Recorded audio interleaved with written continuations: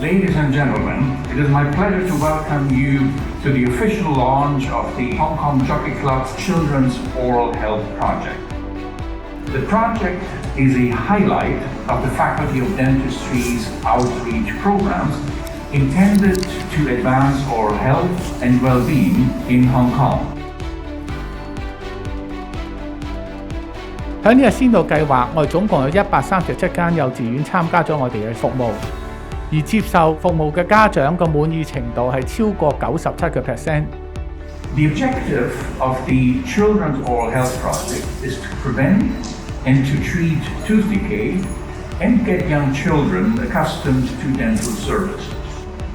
It sets the foundation for lifelong oral health. 2至5歲嘅小朋友，佢哋蛀牙嘅情況有上升嘅趨勢。我哋希望可以促進香港小朋友嘅口腔健康，並且加強家長、學校對小朋友牙齒保健同教育。學校嘅參與率都非常之高，要愛護我哋嘅孩子，從牙齒做起。請大家多多關注同支持香港大學牙醫學院推行嘅賽馬會幼童健齒計劃。